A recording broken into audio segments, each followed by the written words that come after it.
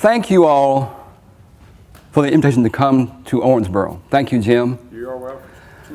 And the entire family here at the Owensboro Community and Technical College. You know, back in the late 70s, I spent about 10 years working at what's called the Lexington Community College. That's when the colleges were all under the university community college system. Worked there about 10 years as the director of community education. And as Jim mentioned, I'm going tomorrow to speak at the community college in Somerset.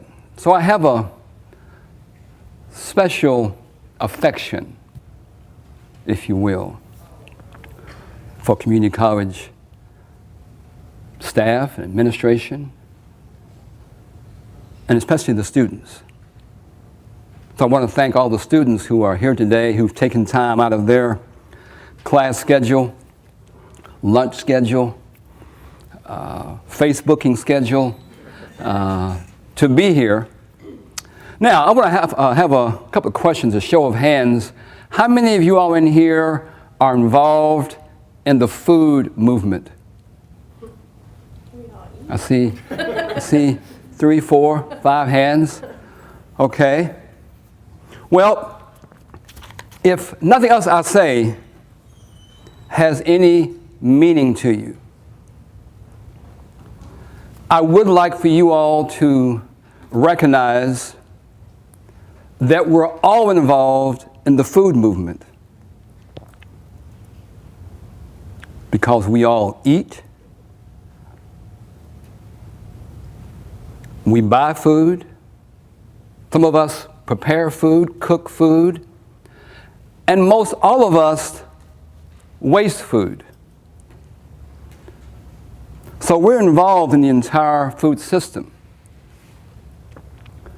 But by virtue of our way of thinking, based upon what we call Newtonian Cartesian view of the world, things being separate, dichotomized, disconnected,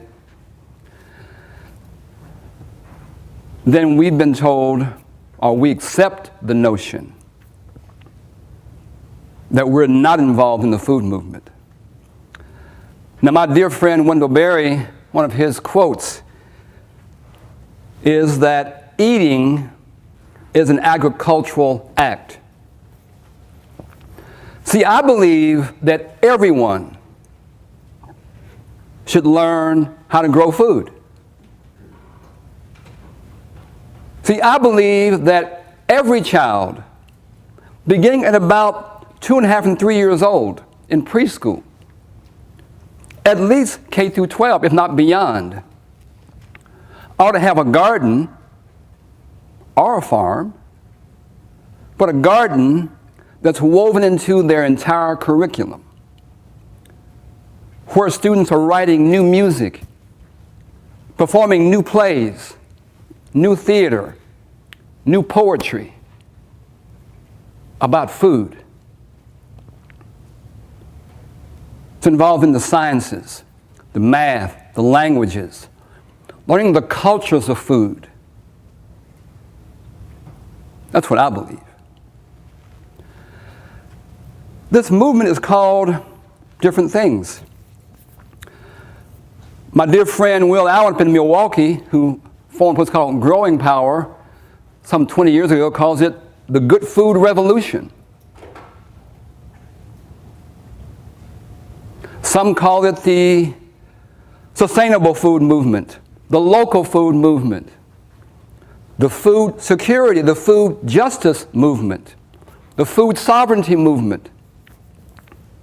There are all kinds of words that get used to describe the movement. But I hope when you go to another presentation about food and someone asks you, who's involved in the food movement? Can I have a show of hands again? Thank you. I can go home now. Wrong button.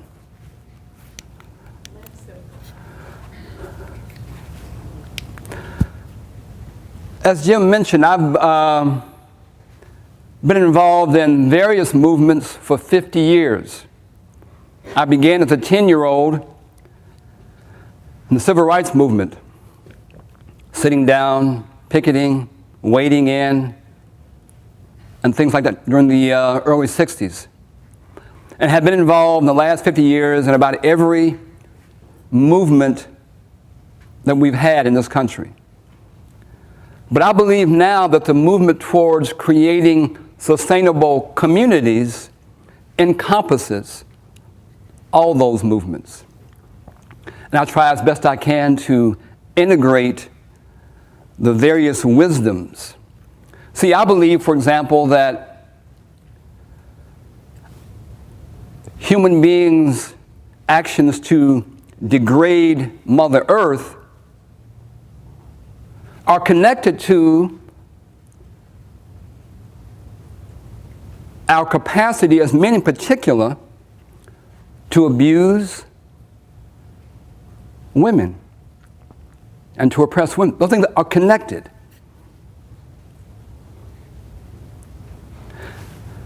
Now, of course, the first food isn't that luscious carrot or hamburger,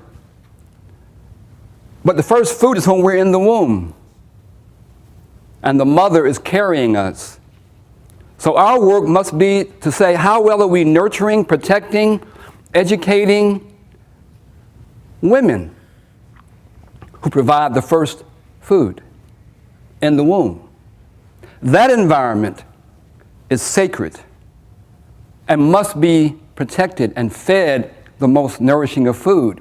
When we come out, I maintain that the first best local food is breast milk. I have 5 kids. My wife and I, well, I'll say my wife, breastfed all 5 of them. And we spent many years trying to encourage breastfeeding among friends and family. But oftentimes you don't hear words about breast milk being part of the local food movement because of this way of thinking that's like based upon things being disconnected. So I hope that one thing that you would draw from my talk today is this idea of a need to think holistically, to think quantumly, developing our capacity to think about quantum science, of things being all connected, interdependent, and all from the same source.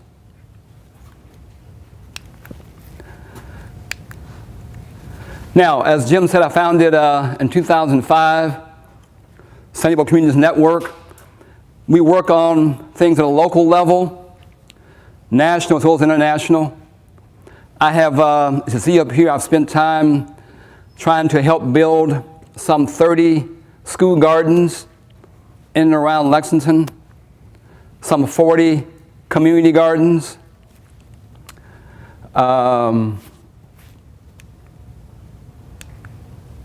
Here we go. I have worked a lot with houses of worship. I've spoken to about every faith that we have in Lexington, whether it's the Unitarian Church, the Baha'is, various Christian denominations, Islamic temples, Jewish synagogues, you name it. Talking about this idea of this movement towards sustainable communities and the role that religion plays in that as being stewards of what we call in the Christian faith God's creation. I've worked in developing gardens in school in city parks, and I have a special affection for working with women's programs, women at risk, like the Christus House, the program for women who are going through drug and alcohol addiction. Jim mentioned a video that KET featured this spring, still available online, that featured my work with the Bluegrass Domestic Violence Program.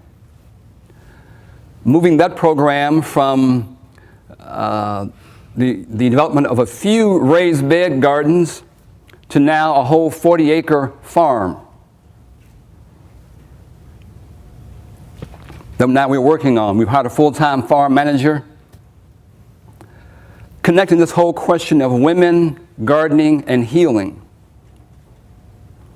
I've worked with kids and adults in drug court. Local judges have assigned young folks to do community service.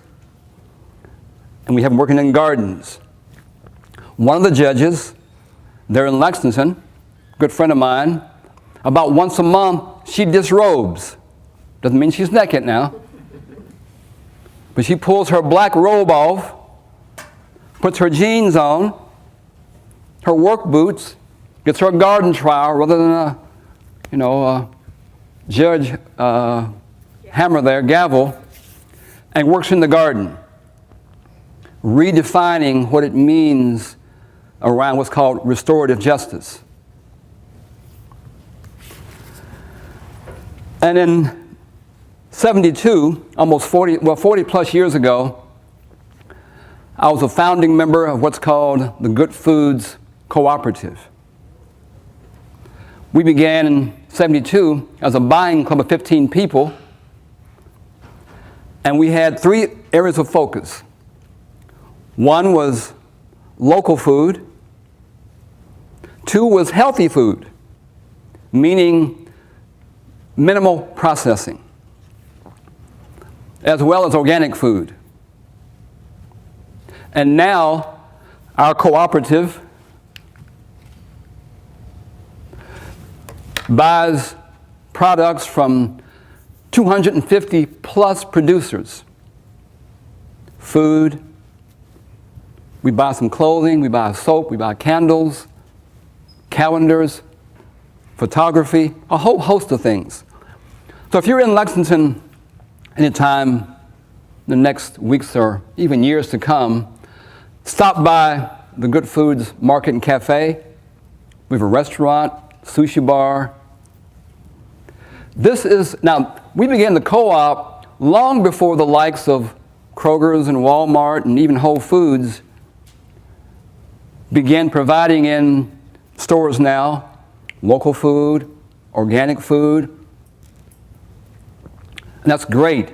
We think all the stores should be like Good Foods, where you can go and get healthy food for yourself as well as your family. Now, back in 2012, I was invited to contribute to this book here, help write about 2 chapters. I have in there several photographs.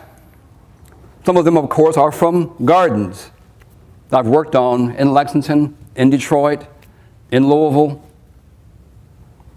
and various quotes. It's a beautiful book full of beautiful pictures, but it's easy to read.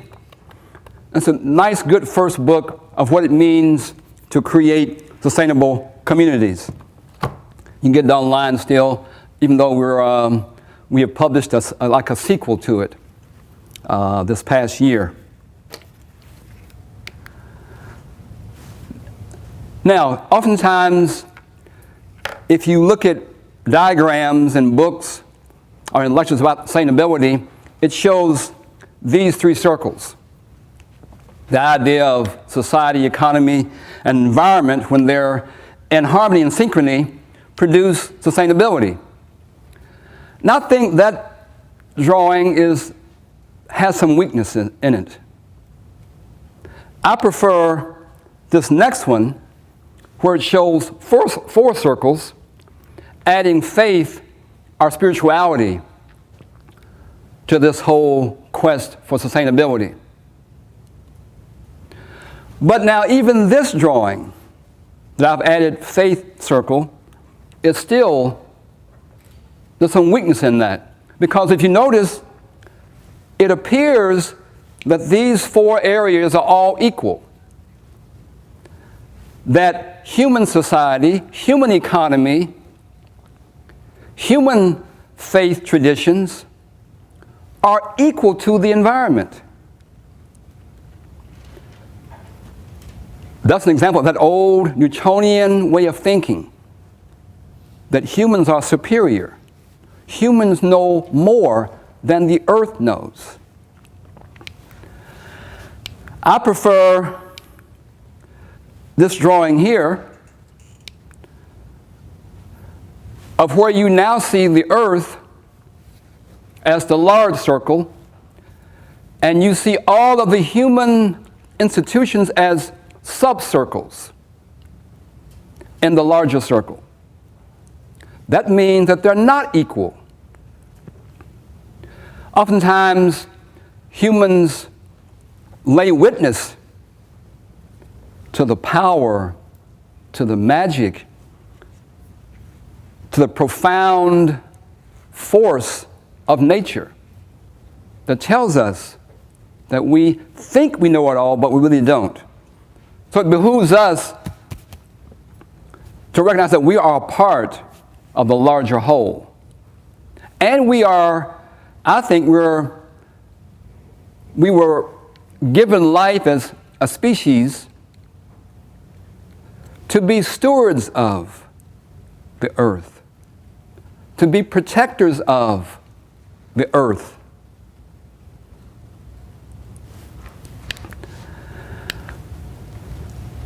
So our trip to Italy, coming up in October, is called Terra Madre, meaning Mother Earth.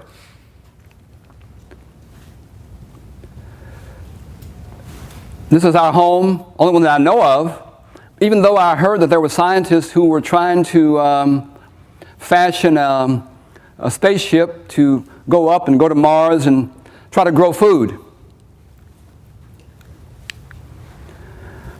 Now, I believe that there are all kinds of people on this earth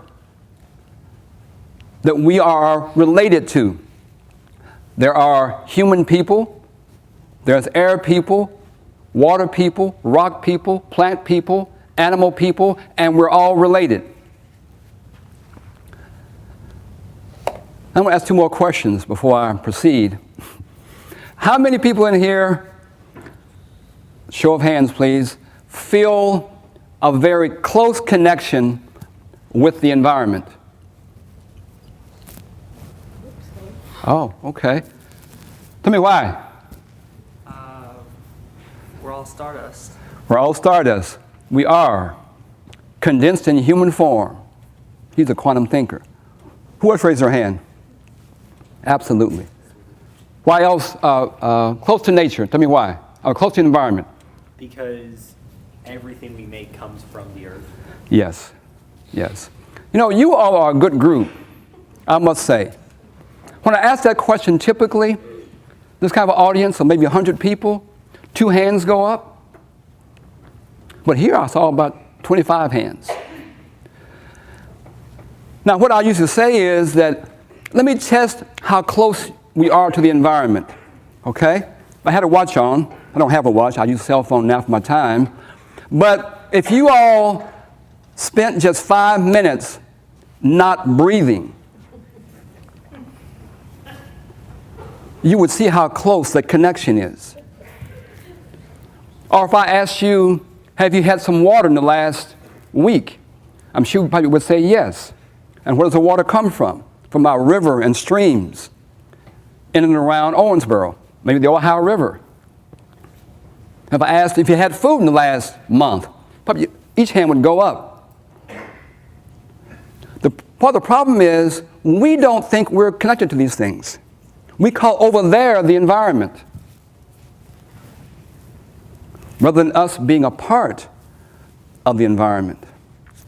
Second question, show of hands. How many of you all, I usually carry with me, today I forgot them, I carry with me some rocks and feathers and wood, but if I held a rock up and I asked you all, who felt closely attuned to this rock, or a close rock connection?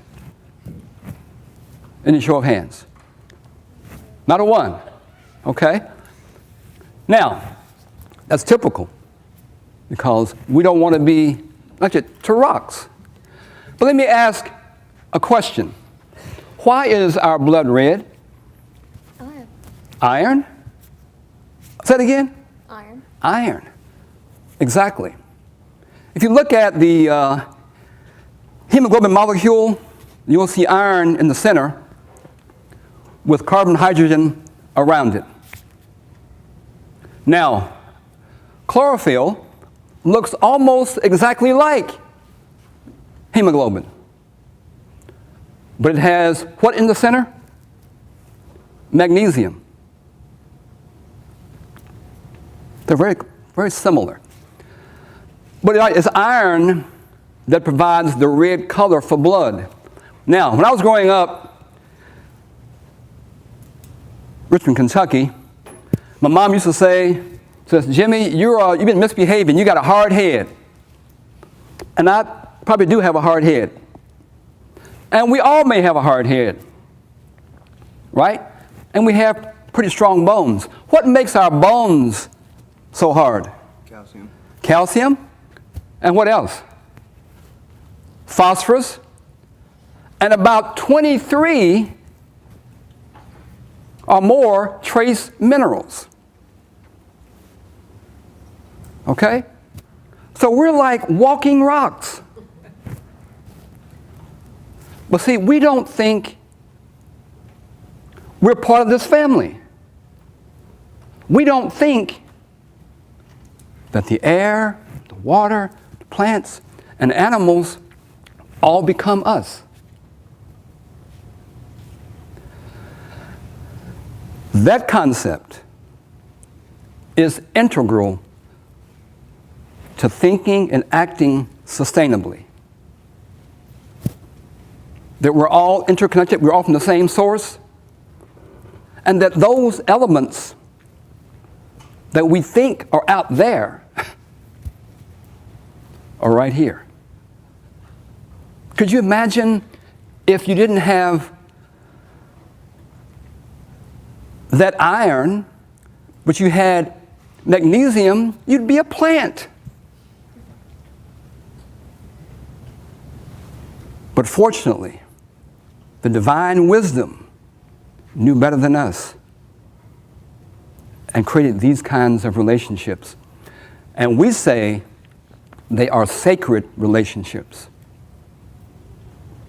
that should be honored, protected, and we should be stewards of those relationships.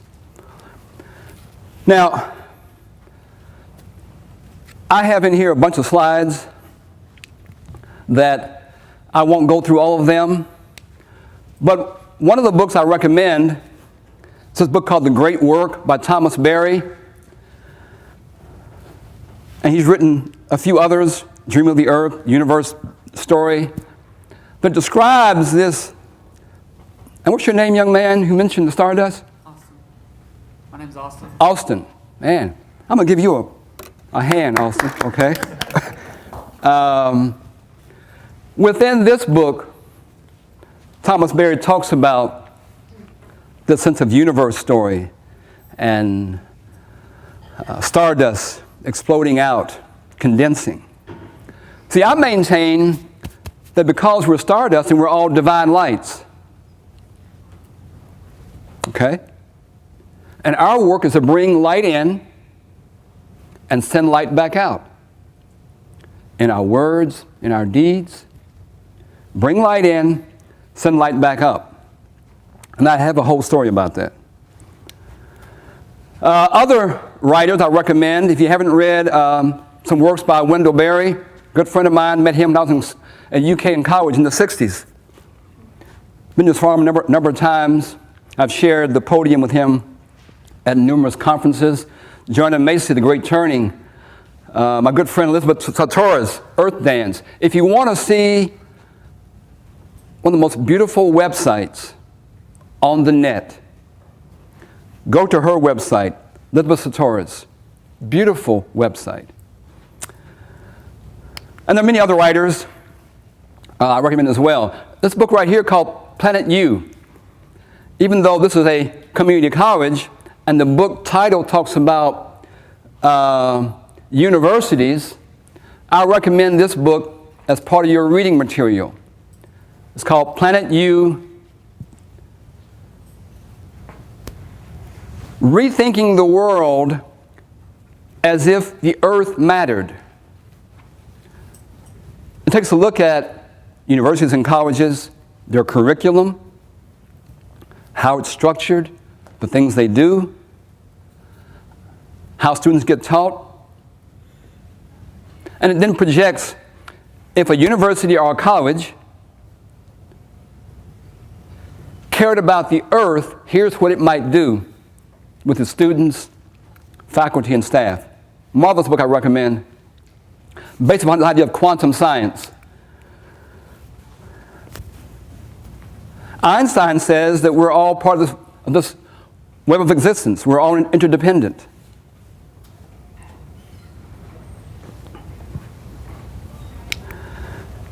So what we need in this transition towards sustainability are whole systems thinking. The likes of Einstein, Madame Curie, Max Planck, Niels Bohr, and so forth gave us this idea of quantum science as an elevation from Newtonian and the Cartesian view of the world. We need a biocentric focus. We need peace and democracy, spirituality, and leadership. This is where you all come in as students. You all represent the next generation of leaders, the next generation of thinkers and doers. You all represent that generation that can reunite humankind with the earth.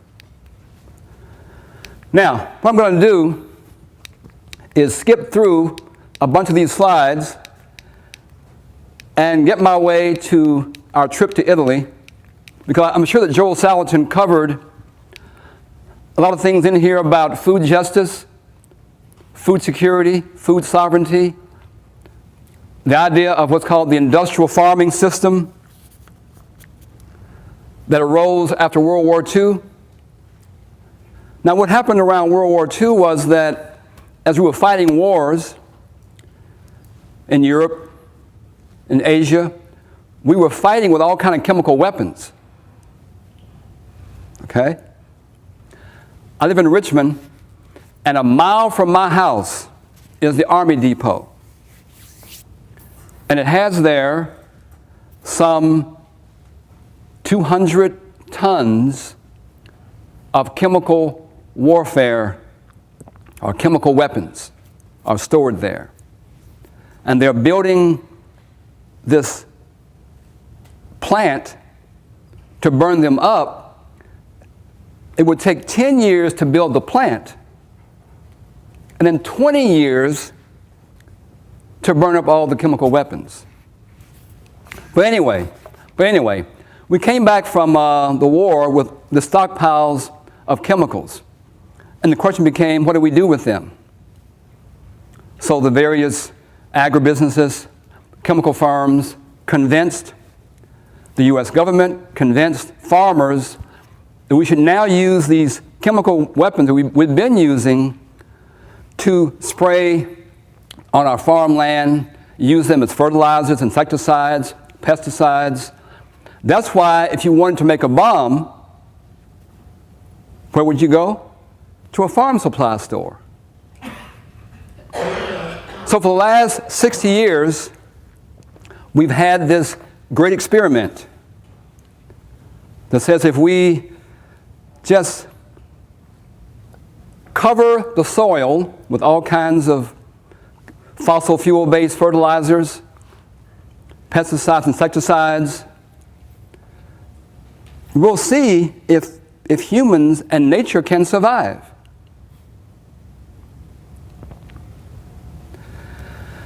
And we've witnessed the last 60 years of what's called industrial agriculture. Yes, we've seen, certainly, lots of production. My family owns, in Muhlenberg County, in Greenville, an 800-acre farm. 800 acres. And we've been farming conventionally since the 1800s, or since World War II. My sons and I and other cousins are trying to take the farm in transition to more sustainable practices, because the ground has lost its fertility. We have lost topsoil into the creeks going to the Green River. We've had different kinds of family sickness and illness.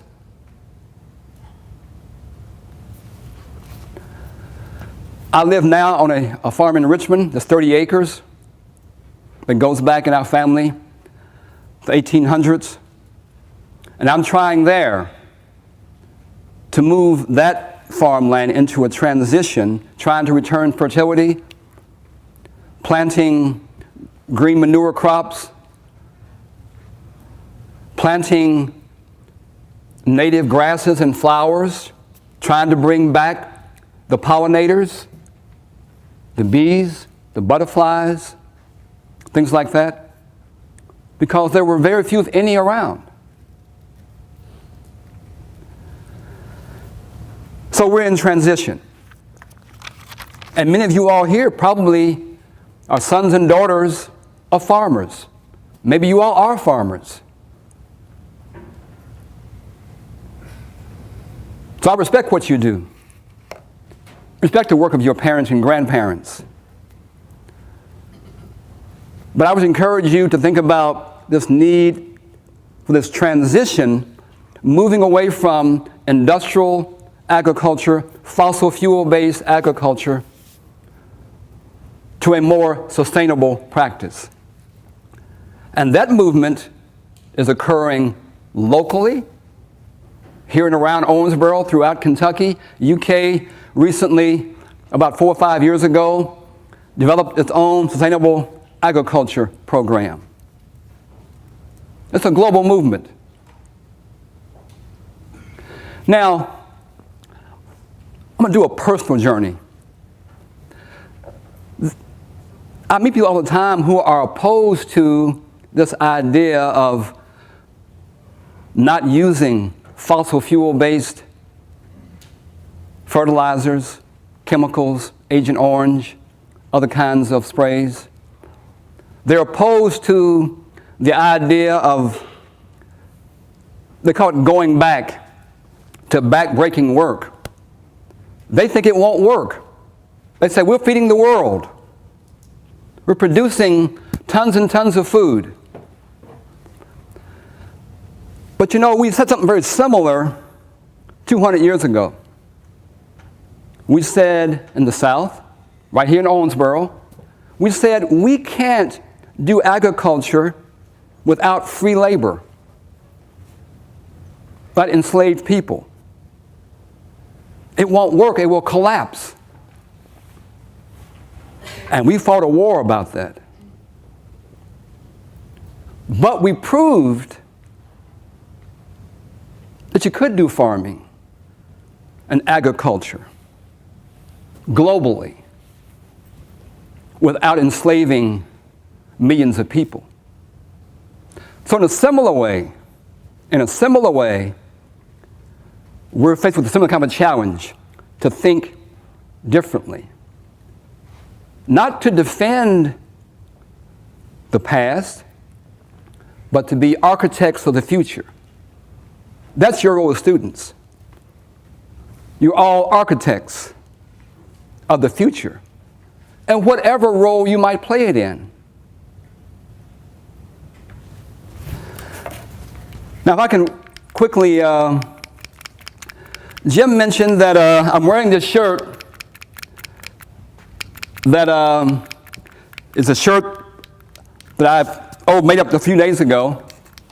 That here we go. 5 Kentuckians, including myself, applied to go to Italy, and I'm leaving Sunday, for this wonderful, wonderful international gathering of food activists. and we say that we're all food activists. It's a project that is sponsored by the International Slow Food Movement. People here are familiar with slow food? The concept, slow food, the organization? Okay. Slow food began in Italy in 86. The farmers in Italy, the cheesemakers and winemakers had heard that the Italian government was going to allow McDonald's to move into Italy. And they were just upset. They thought fast food was antagonistic to Italian culture. They protested, but they lost. The government, because of all the different kind of trade agreements, couldn't really keep McDonald's out. And you'll see them in Rome and the larger cities. But they thought, well, we can't leave it as to what we're against. What are we for? And this global movement arose called slow food. And there are slow food chapters in about every country in the world. Kentucky has several chapters. And we hope that Owensboro, if you don't already, maybe the college will develop a chapter of slow food. So the International Slow Food Movement sponsors every 2 years this event called Terra Madre. It's a project that supports small farmers, small producers all around the world. It's a network of some 5,000 food producers. It's an event that occurs every 2 years. And it's a worldview based upon food and agriculture that's practiced in connection with the earth's systems and wisdom. That's Terra Madre. A guy named Carlo Petrini is still the founder, or still the president, as well as the founder. And he and some of his associates years ago said that slow food stands for three things: food that is good, clean, and fair. Real simple. Good meaning tastes good, delicious, right? Shouldn't food taste good? Absolutely. Clean meaning food that is produced, grown, transported, sold, disposed of, that doesn't affect the environment or people who are growing and processing the food. Clean. It doesn't harm the environment. It doesn't add chemicals, poisons, and so forth to the environment or to us. And fair meaning that the farmers, the producers, the workers, the farm workers, the restaurant workers, slaughterhouse workers are all given a fair price and a fair wage for what they're doing. So, good, clean, and fair. This right here is a picture of Carlo Petrini. I took that a couple years ago. We have a philosophy I'm going to move into, and people come from all over the world. When we were there in 2012, we had about 6,000 delegates from 154 countries. Again, it's a gathering that brings in farmers, small producers, fisher people. There was some what's called Maasai herdsmen who were there a couple years ago. There were Bolivian farmers, Kentucky farmers. There were cooks, young people, activists, educators, media, musicians, theater people. We have drama, we have music that goes on all during this gathering. When people come, they wear what they wear at home. Okay? Now, can you imagine being somewhere like this twice a year with the whole world there with you? What that feels like? You get to meet people, interact with people, dance with people, hug with people, eat with people from all over the world who are all part of this global movement to create sustainable communities, sustainable farms, sustainable fishing, sustainable cheese making, song making. And here's just a small look at some of the dress that you might see. At registration, when we check in, people are there, based upon their countries, getting your, this was my, badge last time for registration. You carry that around, tell us where you're from, the hotel you've been assigned to, things like that. That's what we're doing here. There's this huge marketplace where people bring all kinds of goods from their country. Mostly non-perishable things, of course, if you're traveling. Okay? Now, before going back to summer, I emailed out to a lot of people, the media, different colleges. I emailed Ag Commissioner Comer. I said, hey, I'm going to Italy this year. I want to take with me some items from Kentucky. I took honey last time when I went. There's some honey that some friends of mine are producing up in Appalachia. It's called coal country honey. We have worked with coal mine operators to reclaim some strip mine lands, putting on there native grasses, flowering trees that are perfect food for pollinators, for bees. We got all kind of beehives up there that we have set out, and have a product called Coal Country Honey. I took that with me 2 years ago.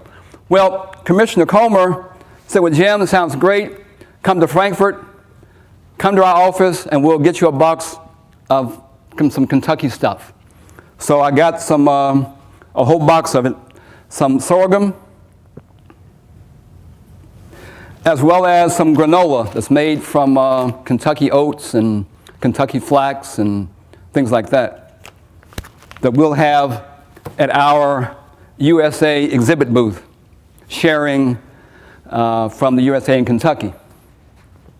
People also bring all kinds of clothing items and books and materials to share, and you're just sitting around talking to people, meeting people, learning where they're from, what they do. And these folks here have mostly spices and things and grains and packaged on the floor that you can see. Oh, it's dates and things from the Middle East. The gentleman here was from Ecuador with some beautiful clothing. The guy on my right is from Pakistan. What he's wearing is their traditional outerwear. This friend of mine on your right is a friend of mine from, I think he's from Kansas, from the USA. He wanted to pose with his new friend from Pakistan. Other images, the folks here are from India. If you're familiar with Vandana Shiva from India, this is her organization. She comes every year as part of the International Council. Lady on the right is from, I think from Bolivia. Gentleman, I think, is from the Amazon.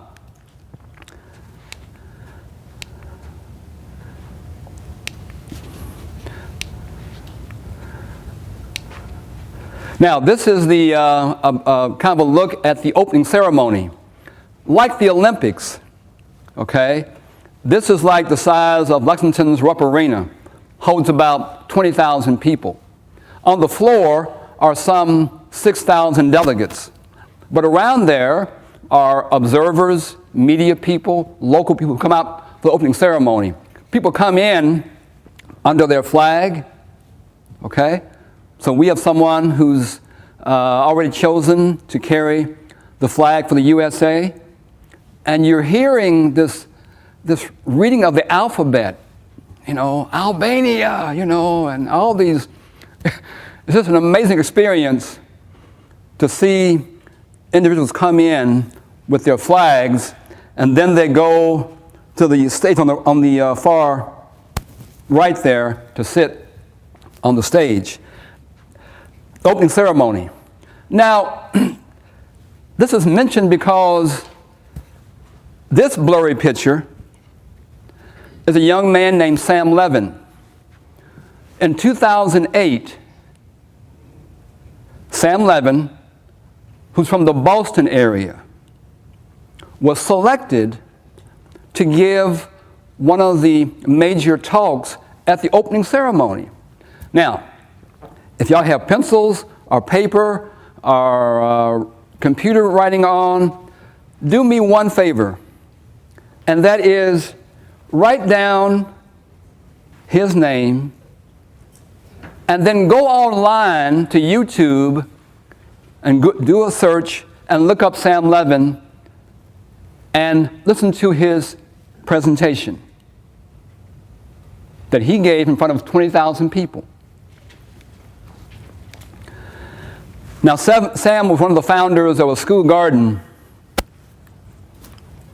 at his high school that had an inspiration to other high schools around the Boston area. That project, called Project Sprout, inspired many people around the country to begin gardens in high schools. And he also got emails and things from people internationally, other young people who were inspired by what they were doing here. So he was chosen to represent the USA at the opening ceremony. Now, here's what Sam said to us and to you all, even though you all weren't there, talking about young people's role.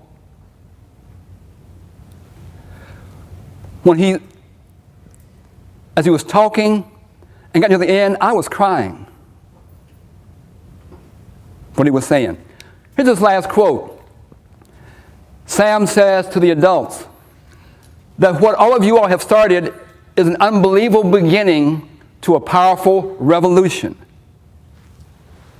But I know that all of you all are wondering if my generation, you all as young people, if my generation will be able to continue that revolution and carry it to the extent of its mission. I'm here today because I want you to know that we get it. We'll be the generation that reunites humankind with the earth.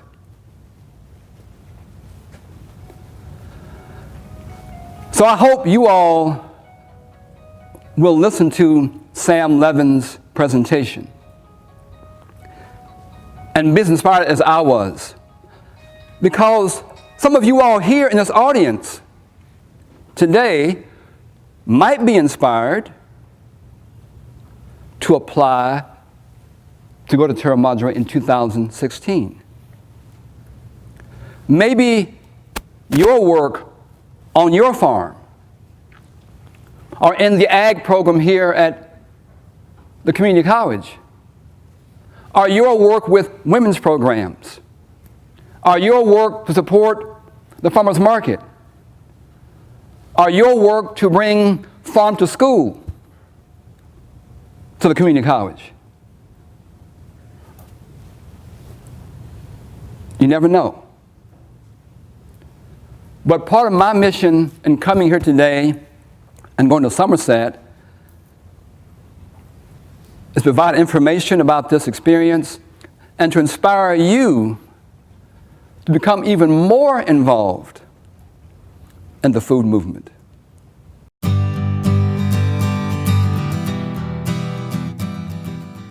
I think often when people think about Kentucky, from a national point of view, they don't think about literature. They don't think about us being literate people. In fact, they think about us being illiterate. One of the best things about a common reading experience is that it builds community. And You know, I've been a part of maybe a dozen common reading experiences that are either community-wide, school system-wide, or in one case, statewide. And I really appreciated the different kinds of people, class-wise, gender-wise, age-wise, that showed up, and the kinds of questions that they had that were different. But the fact that they were in that same space, united by that one book topic, really made it a very useful experience.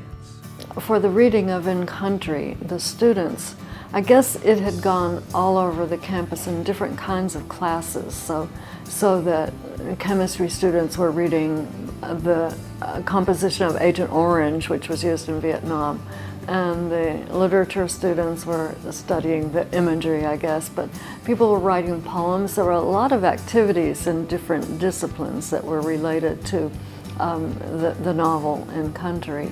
You know, I was really struck by the fact that it wasn't just limited to the English department or to literature, that somehow the sciences and even math classes that found a way to use the same book that was a long way from just being about poetry, and that was eye-opening for me. I think that having it across the curriculum, having a book read across the curriculum, is rare and really wonderful because it broadens the discussion.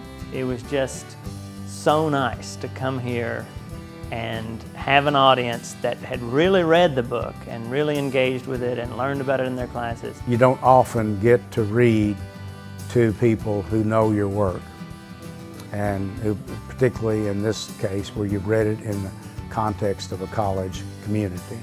I found that at here, lots of people from the community come out, which is another nice thing. Often when you do colleges, you know, the college won't promote it past the student body. And here it seems like the community really knows about the event and is part of that. And so I had lots of people come out today from within the community. What has been set up here is just essential to our literary life as a state. I mean, what is happening here is going to promote Kentucky writers, it's going to make new Kentucky writers. One of the things that's clear is that OCTC is leading the pack as far as community colleges recognizing how useful such a program is, and how many people, not just students and teachers and the campus community, but how many people from the surrounding community can be pulled into campus and experience it in a full way. You have the ability to really connect with your readers. That strengthens you as a writer. You know, that completes the arc of the communication, and this is a great place to do that.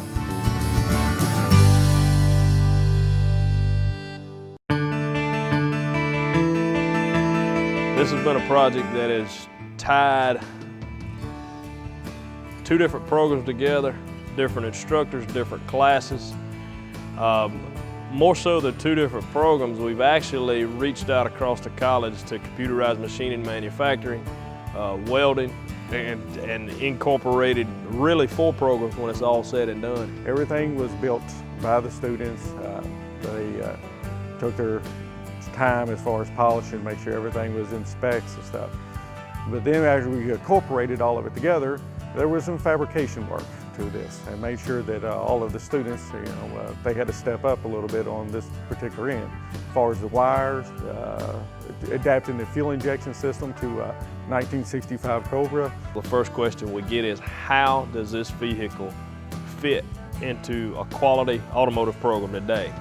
And this car is built to today's standards. It's computerized. It has a computer controlling the functions of the engine.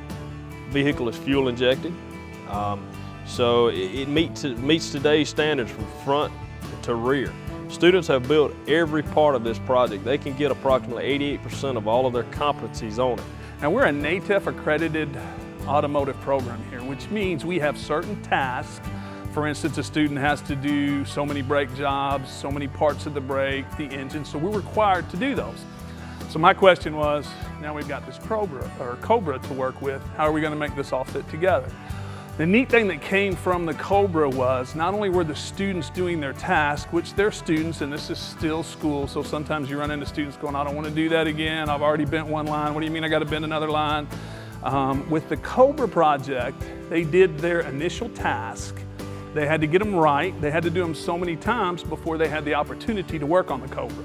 So it was kind of like the carrot we held out here for the students, which worked very well. The students that did well, worked hard, were able to then go and work on the Cobra, and then they were learning without realizing they were learning. When we bring a car or something in here, we're learning about a particular area. We get, like say, just even the brake systems and stuff. Of course, we bring the car in, we take it apart, there's the parts. We put it back together. You know, of course, they learn from that experience, but actually fabricating the whole brake system, bending the lines and stuff, it was, I think they got a little bit more into it, made them think a little bit harder on different areas.